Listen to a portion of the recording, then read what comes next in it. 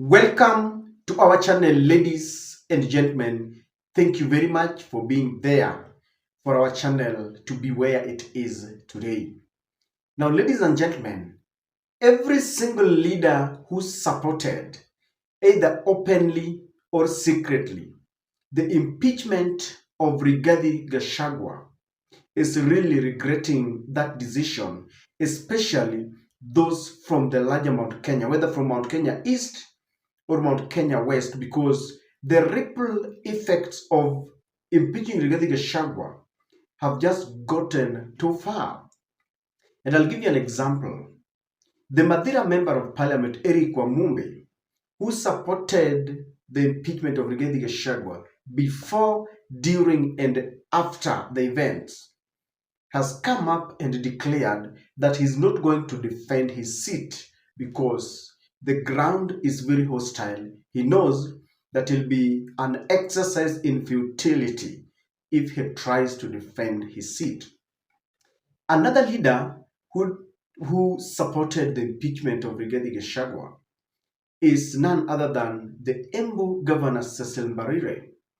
By virtue of her position in the party, she was compelled to hand over power to Kindiki as the new deputy party leader, because that is the policy. And she had no choice but to preside over as Rigathi Gachagua was being removed or kicked out and the instruments of power being taken away from him. And Cecil Mbarire proudly and with a lot of love installed the deputy president as the new deputy party leader. And she thought that now I have a brother. They come from Mount Kenya East. But Cecil Mbarire is now crying. And she's saying that there are some unnamed dark forces that are after her political life. And they want to annihilate her. One, as the chairman of the party, they want to see to it that she's removed, and as the governor, those dark forces want to remove her from power. Without mentioning any name, the Embu governor, who is facing a lot of rebellion as a result of Rigathi's continued growing influence, called the dark force behind all this a devil incarnate. And she's warning that she'll not allow it because someone has begun conducting night meetings to ensure that she is sabotaged and reduced to a very political inept. I want us to listen to Cecil Mbarire. But before we do that, allow me to request you to subscribe to our channel and click the notification bell. Please like and share videos. Mimi munajua mimi ni chairperson wa UDA party. Na kama kuna mtu amepigwa juu ya kusupport serikali ni mimi Karinda. Divetwa ngavira lakini tendira ngaia ikuo. Lakini nimeanza kuona kuna watu wameanza kunipangia njama na ni watu wako kwa serikali ile mimi napigania kila siku. Those officers from Nairobi who are coming to able to hold night meetings to fight elected leaders na wana heshima na wanajifanya wanaelewa siasa ya Embu kutuliko sisi. When we are working round the clock to fight for this government, tunaambia wakome. Wanajijua those officers. Na wakiendelea I will mention them. Na niwaambie hivi, mimi ni wa before, nimekuwa katika siasa miaka mingi. Msiniletee, otherwise I will talk. Msiniletee vita kutoka Nairobi. Mniambie mmekuwa wapi wakati tumekuwa tukipigania William Ruto hapa Embu. Vita kubwa sana. Tukazunguka hii county na MCAs na deputy. Tukisema kujeni tuingie kwa serikali tusaidie, tuweze kusaidika. Sasa mnatutolea vita Nairobi, mnatuletea hapa Embu. Sitakubali. You know yourselves. Dare you come back to Embu again? Tutaonana mundu kwa mundu. Nengo rutakarinda mbekere muvuto ndeti namwe. Mwache kuniona kama mimi ni mtu holeo hivi. Mutikambose tamae maetomare. Mimi ni kiongozi elected by the people of Embu County, and you are going to respect me. Munipatie heshima vile na wapatia heshima. And do not take our support for President William Ruto for granted. Kama kuna shida, mtuite kwa meza, mtuambie kuna shida wapi. But musitulete vita hapa Embu. Sitakubali. Tembe tekera, ni mwambe tekeria. Mwegwe na ugambu mwaka kuondevia. Mumere titue tekera Mbara Embu County na titue kikira watu kosee heshima. Timikutano ya usiku mkipanga huku na mtaki kuambia mheshimiwa Muriuki mkona watu mnachukua mbele South ati mkipanga, wengine mmechukua Runyenje, wengine mnachukua wapi, hamtuambii. Tinyinyi ndio mmejua siasa kutuliko. Shetani ashindwe. Neramera kam baby kam. Nyinyi officers tutajuana na tutangangana, na msifikirie mimi ni mtu wa kunichukulia hivi. I am a leader in my own right, and you will respect me and all the elected leaders in Embu County.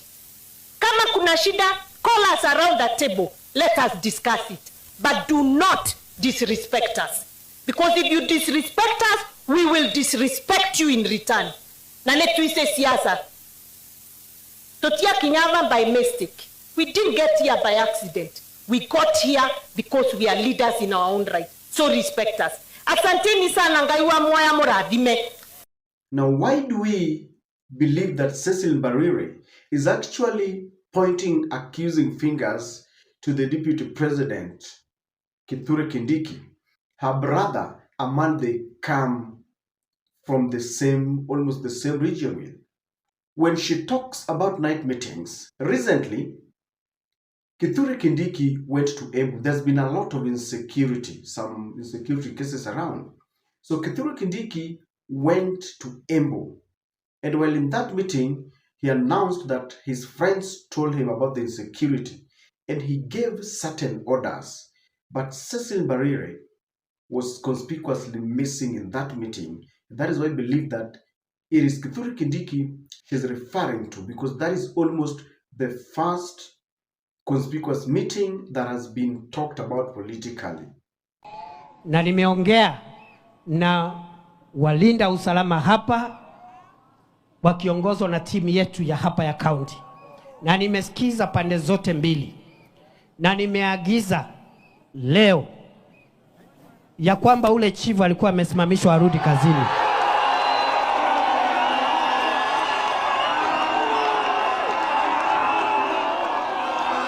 Nyinyi mnajua huyo chifu? Mnajua huyo chifu? Huyo chifu anaitwa nani? Huyo chifu anaitwa nani?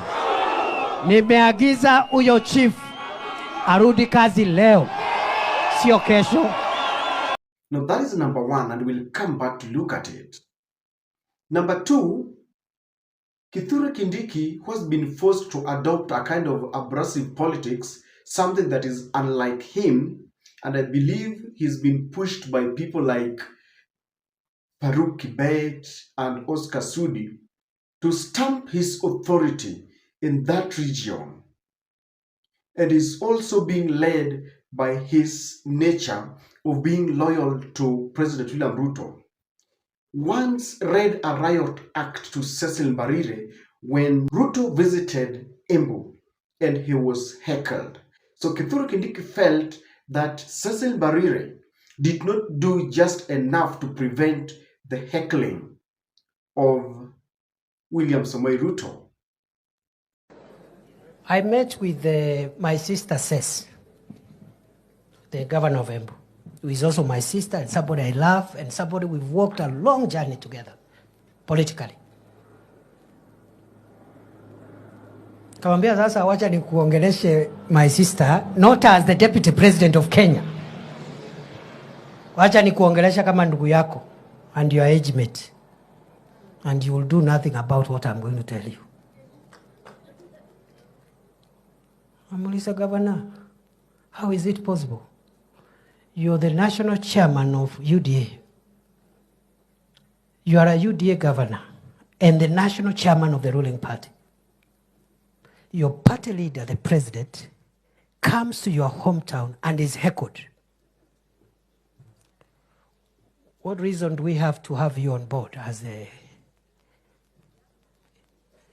Yeah? How is that possible? It's not possible.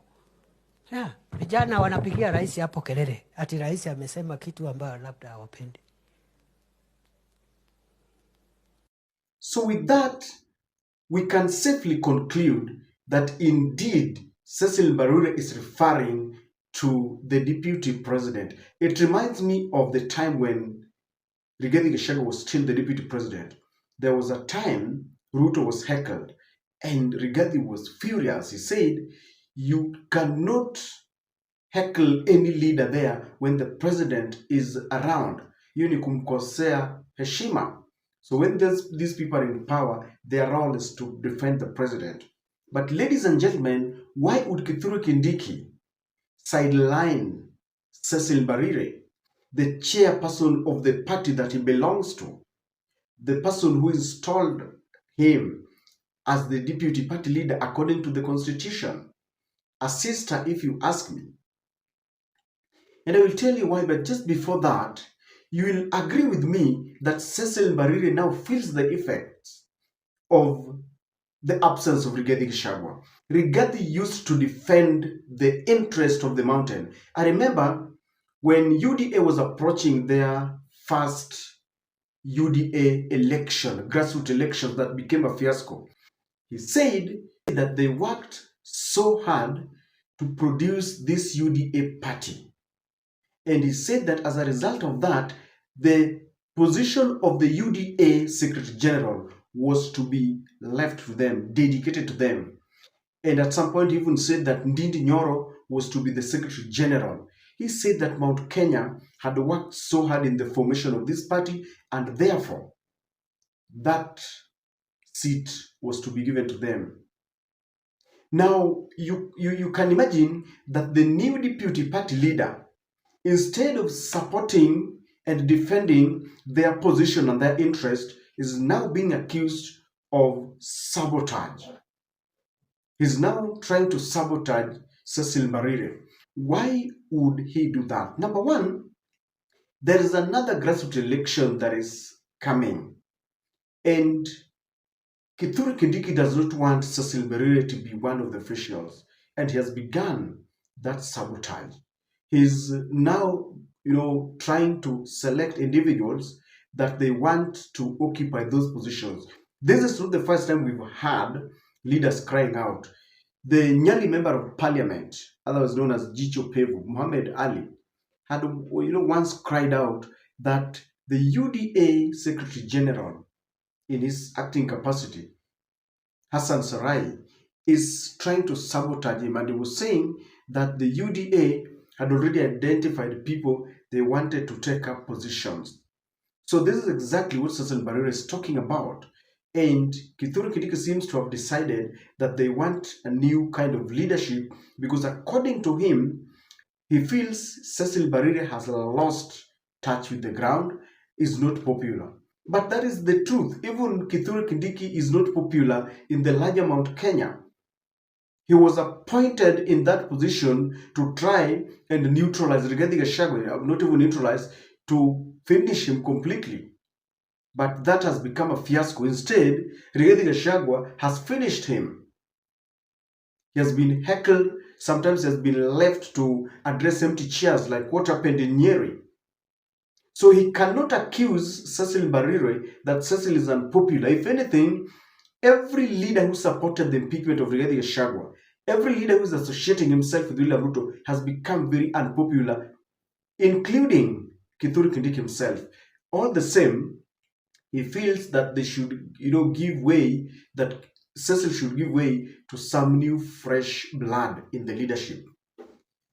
So it could be because Kithure has been instructed by William Ruto, or Kithure wants to build his own political empire in that region. And he does not want people who will wrestle power from him. Because Kithure could be looking at post-Ruto, and maybe he wants to have a few people around him. Number two, I think the challenge in leadership in the UDA just feels that there is no need. It doesn't serve any purpose having very two powerful positions being occupied by people from the mountain. Yet the UDA party has lost popularity within Mount Kenya. So you have a deputy party leader who is from Mount Kenya. Then you have the UDA chairperson also from Mount Kenya. Not only Mount Kenya, but from Mount Kenya East. So I think the general feeling from people like Farouk Kibet, people like Murkomen, I believe they are just wondering, why should we have two powerful positions given to Mount Kenya? Yes, Mount Kenya is not with us. So Kithure Kindiki, being the deputy president, for the policy of the party demands that he automatically becomes the deputy party leader. So you cannot remove him from that position, not unless you amend the party constitution. So that leaves Cecil Mbarire at a very awkward position. So they want to ouster her from that position. Cecil Mbarire should now trace back her steps towards Wamunyoro. I don't know whether it is too late, but I think she can do something. But William Ruto has somehow instructed Kithure Kindiki to ensure that Cecil Mbarire is ousted from the party leadership because they feel she doesn't serve any purpose there. The people of Mount Kenya have run away. Just the other day, the party coordinators, the UDA coordinators that coordinated the elections in Embu defected, all of them. And they said we have nothing to do with the UDA. So maybe Kithure Kindiki just feels like this lady is not doing enough. But as I said, even Kithure Kindiki is not doing enough. And it takes me to the other point. There's a problem after Kithure Kindiki was given the empowerment money to conduct the empowerment programs.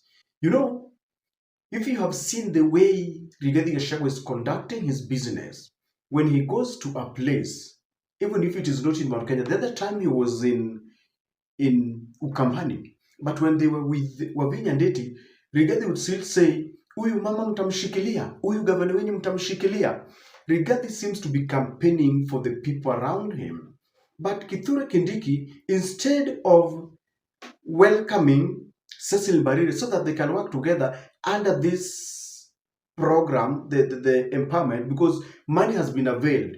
So what he would have done is to let Cecil Mbarire hide under this program so that she promotes Cecil Mbarire. She understands the ground is very hostile.